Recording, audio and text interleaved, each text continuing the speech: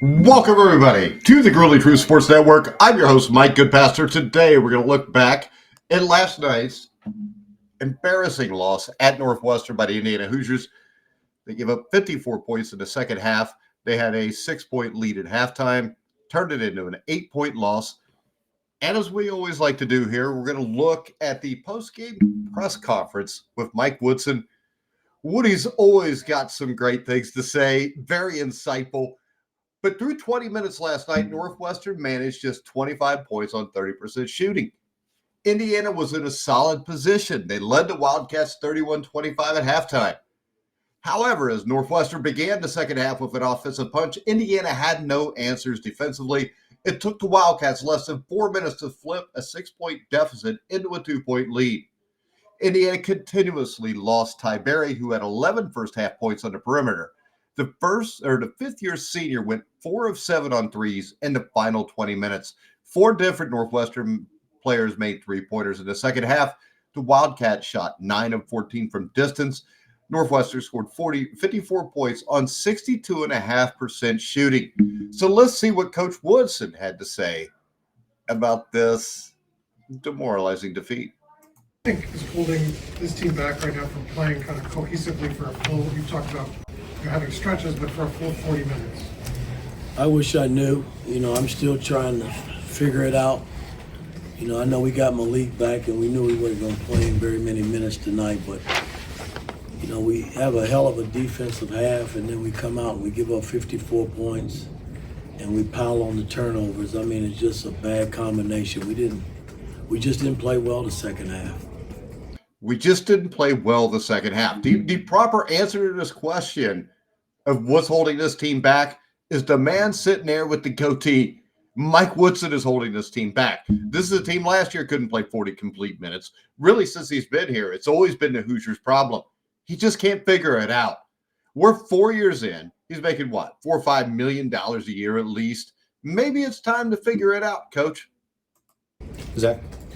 I guess, Mike, you talk about maybe turnovers, goes into it a little bit, but from your perspective, what got away from you there in that specific stretch? I think it was a 13-0 run in the second half when Northwestern kind of stretches it out and takes control. Well, again, I think at the timeout it was 54-52, and then they went on a deep run. We went to the bench and subbed a couple guys, and we just didn't answer the bell coming back out of that timeout, and they did. And we just didn't, the same things that they ran the second, we didn't guard well the second half, and they made us pay for it, especially from the three-point area. They made three-point shots all over the floor, and we never responded.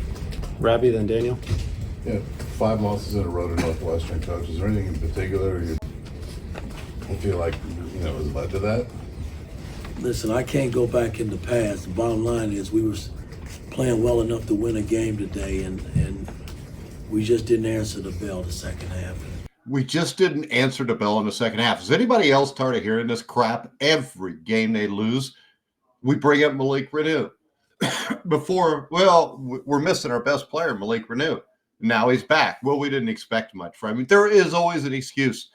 Last year, the excuse was Xavier Johnson couldn't play. This year, it's Malik Reneau. This is getting old, guys. It's been old for a while. We got to figure that out now, too, going back home. Is there anything in particular, you say you didn't answer the bell, is there anything you point to and say, here's turnovers, not guarding in a floppy situation, which is the easiest thing to guard. We just, same things they ran in the first half. I thought we defended it well. In the second half, we just gave up too many opportunities and they made us pay. Daniel, then Jack. Yeah, Mac, I want to say Northwestern was 9 of 14 from 3 after halftime. Was that more you? Was that them? Just what kind of happened there, do you feel like? I feel like For Mac? I feel like the communication was a little bit lost towards the second half. We weren't getting to a response, and when they picked up the ball and spread it out, we were supposed to be with our man. I feel victim to that, so just being able to stay locked in and stay focused for a full 40 minutes and not let the game get away from us. Jack, and then Zach. I'll tell you this. I think what changed in the second half is Northwestern screens, their cuts were much more precise. They were coming off the screens much quicker. Indiana has a tendency to run under screens when they shouldn't. And offensively, Northwestern's spacing was much better in the second half. Indiana's communication, if it's an issue in the second half, how could it not be in the first half? Did we forget how to communicate at halftime? Mike, do you think Malik just wasn't back to his full self today? No, it's going to take a little while, man. The guy hadn't played in a number of games, and he only played about 10 minutes tonight, and it showed. I mean, he's not there yet. He hadn't had a chance to really practice, so I knew I wasn't going to play him very many minutes tonight, and but that that was just a part of it. We got to just keep working. Got to keep working, guys. We just got to keep working. That is the crap we hear all the time. Now, Malik Reneau last night, who missed the last 5 games with a knee injury, was able to play for the first time in 3 weeks. He was wearing a knee brace. He didn't look himself in the 11 minutes he played. The Hoosiers were outscored by 11 points with him on the floor. He shot 0 of 6 from the field, managed just 2 points on a pair of free throws. Rather than using Reneau as a backup to give Ballo a break, Woodson chose to play the duo together for 15 possessions. Now, when you look at these numbers, with both players on the floor, it is not encouraging. With Ballo and Reneau playing together, Indiana scored 0.53 points per possession. And defensively, the Hoosiers gave up 1.58 points per possession. That was with the two together. Now, how Woodson chooses to utilize the pair moving forward has to be open to question. But on Wednesday, it was clear the Hoosiers were out of sorts defensively with Ballo and Reneau on the floor together. Even when healthy, Reneau can't match up defensively with forwards on the perimeter. That often puts Indiana into difficult defensive situations and leads to favorable looks for its opponents. And that was certainly the case in this game against Northwestern. All right, so when you see this, it's not because I hear a lot of fans say, well, they can't run the offense they want with those two and can't run the defense. And you're right.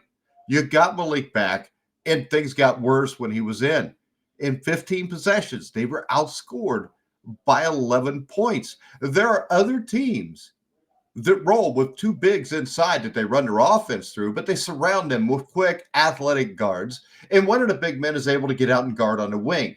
Neither one of these guys can guard on the wing. So as long as you play them together, there are going to be issues. Got to condition more, get a little more practice under his belt to get back. But, we had our chances tonight. Like I said, we didn't defend the second half like we did the first half, and that's something I got to fix. Zach and then Seth.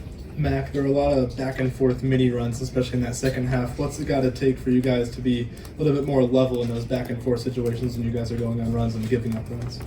I would just think cohesive as a team, playing through offense and talking on defense and following the game plan, getting to the second side and, trusting what we have works and following our practice. Seth and then Matt. Mike, I know Mackenzie talked about what happened with the 3-point defense. Northwestern, knocked down 13 of them. Most of you guys have given up this year. What do you see from the 3-point defense tonight? Our communication from a defensive standpoint was lost the second half. I mean, our switches, we weren't together on switches where we were connected the first half. And they made us pay for it. I mean, we can't go on routes like that where we don't do what got us the lead. I mean, I thought we played a beautiful first half based on how we played and holding this team to 25 points because they. All right, they played a beautiful first half. They held Northwestern to 25 points. Northwestern held themselves to that. They didn't cut crisp. They didn't set great screens in the first half. And if we played beautifully, India had 7 or 8 turnovers in the first half. The only difference is this. Those 8 turnovers only turned into 4 points. Those 8 turnovers that you give them in the second half turns into them getting 21 points off turnovers for the entire game. They can't score the ball, and they showed that the second half. Matt. Yeah, Mike, following up on that, is it kind of worrying at this stage of the season to be seeing that lack of connectedness and disconnection on defense? You can never get worried. There's too many games still left, and we play a good game on the road and beat. All right, he really just said that this is not worrying. There's a lot of games left. They are 2/3 of the way through their season. The issue is this: the first part of their season, outside of the 2 ass whippings they got in the Bahamas, were played against teams that aren't very good. That's why the record right now stands at 15-6. That's why the record doesn't look that bad. If you put it against teams that are at least respectable, they're a 500 basketball team. But Mike Woodson's not concerned. He's not concerned that 22 games or 21 games into the season, you're having communication issues on defense. Come on. I mean, how can you not be worried when you're 2/3 through the season and you're still trying to figure it out? Ohio State and then come here and got an opportunity to win a game and we let it get away the second half. And, you got to give them credit. They played their butts off the second half and we didn't. All right. Thanks, guys. See you guys on Sunday. Why is the Sleep Number smart bed? All right, guys. What we just saw, I think, is absolutely mind-blowing. I mean, Mike Woodson just sat there and said that they're not communicating 22 games, 21 games into the season, but he's not worried. All right, there's a lot of games left to play. Yeah, the way it's going right now, you've got another, 9 or 10 games of regular season play, a game in the Big Ten tournament, and then a game or two in the NIT. That's what we have to look forward to as IU fans right now.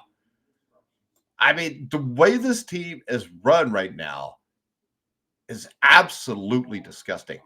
And the thing is, when Ballo, Malik, and Mac are in together, it's not even a 2-big lineup. It's a 3-big lineup.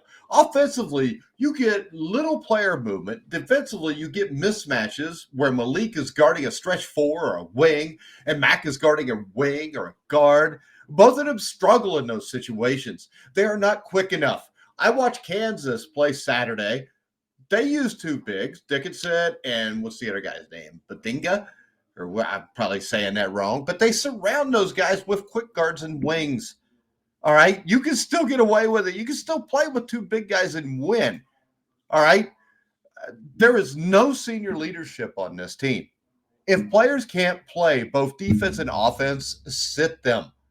Stop playing cupcakes at the beginning of the season. Fire Mike Woodson. I mean, this is a joke. Right now, the assistant coaches on this team are not qualified to be the head coach, but they can't do a worse job. Now, maybe none of them would want the job because they came here because they're Mike Woodson's buddy and not because they're really qualified to be coaches. All right? Quinn Buckner's term is ending soon. Something has to be done. The Indiana Hoosiers have become a joke. All right? They're going to play Dusty May and the Michigan Wolverines. Dusty May, in his first year, has turned over pretty much the entire roster at Michigan, and they're sitting at like 15-4. They're second in the Big Ten. And I had people that were dumb enough to say, well, I don't want Dusty May because what's he's done? He only had the one good year at Florida Atlantic. That one good year was the Final Four. Though there has never been a year in Mike Woodson's career where he's made it to the Final Four, whether it was the NBA or the NCAA. And the NCAA, he can't even make it to the Sweet 16. In the NBA, what did he get out of the first round once or twice, and that's it? He has a losing record for a reason. He is a losing coach. I know he's a favorite son of Indiana. I am a huge Hoosier fan. Steve Alford, Mike Woodson, probably my 2 favorite players. And, of course, Steve Risley, because everybody loves Steve Risley. But outside of I could not understand why there are still pockets of people that will support him no matter what happens and act like this is okay. It is not okay. Something needs to be done. And it needs to be done now. And one win at Ohio State, I know they beat Purdue. That's one win. In their last 4 games, they're 1-3. They got beat by 25 points by Iowa. They got beat by 25 points by Illinois. And both of those games weren't as close as the score.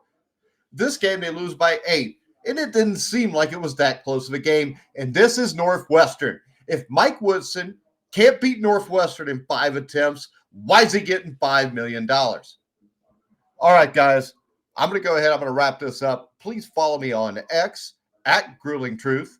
Make sure you like, subscribe, hit the bell notification on YouTube. Check out thegruelingtruth.com. But for now, I'm Mike Goodpaster. You've been watching and listening to The Grueling Truth, where the legends speak.